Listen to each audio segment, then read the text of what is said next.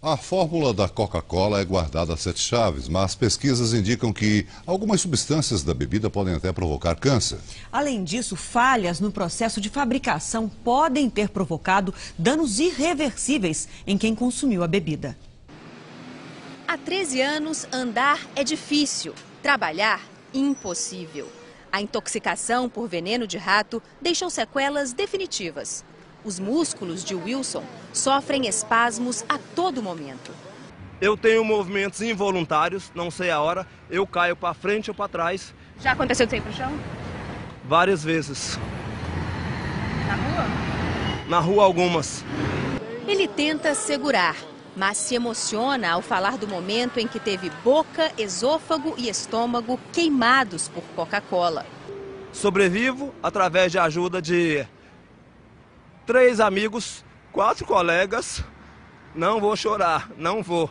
E o meu advogado que não me abandonou. Wilson comprou um pacote de 6 pets. Não conseguiu tomar um gole sequer. De tão corrosivo que estava, só desceu metade do gole. Outra metade eu cuspi.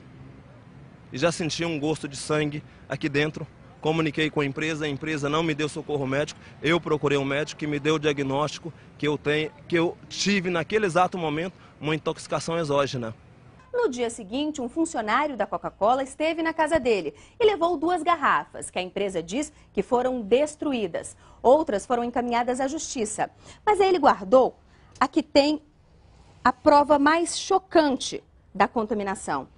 Aqui dentro dessa garrafa, que ele guarda com muito cuidado, até com cadeado, aqui tem uma cabeça de rato. Os pelos grossos aparecem logo. À primeira vista, é difícil identificar o volume maior, mas basta rodar a embalagem e o contorno fica claro, orelhas e focinho. A possibilidade de violação da embalagem foi descartada pela perícia. O laudo do Instituto de Pesquisas Tecnológicas não deixa dúvida. Lacre industrial intacto. Wilson diz nunca ter recebido apoio da empresa. Eu quero que a Coca-Cola admita em primeiro lugar. Indenização não é para enriquecer. Indenização é para fazer reparo. Eu nunca fui um cidadão que quis ser bilionário. Eu quero a minha vida de volta. O Ministério Público tentou fechar a fábrica de onde saíram as garrafas, mas a Justiça não aceitou. Já o processo de Wilson contra a Coca-Cola ainda não tem decisão. As falhas no processo industrial preocupam tanto quanto os efeitos do uso da bebida.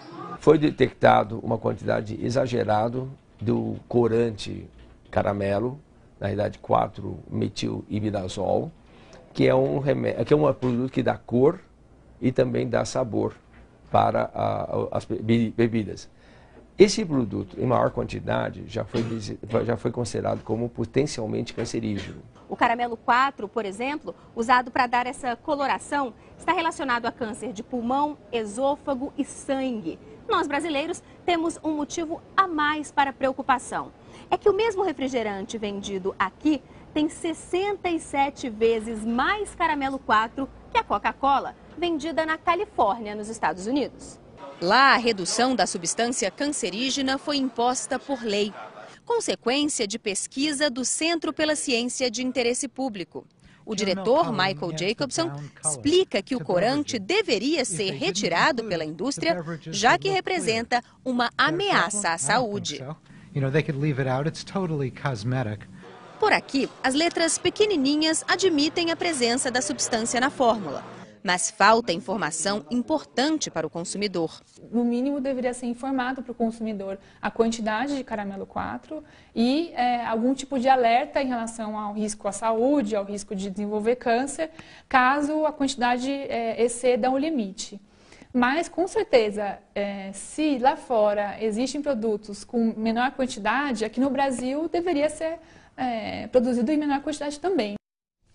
A Coca-Cola do Brasil informou que o uso do corante caramelo 4 segue critérios definidos pela Anvisa, a Agência Nacional de Vigilância Sanitária, e que a quantidade não indica risco à saúde. Quanto ao caso do consumidor Wilson, a empresa diz que respeita os prazos determinados pela Justiça e que o processo de fabricação segue rigorosos procedimentos de padrão de qualidade.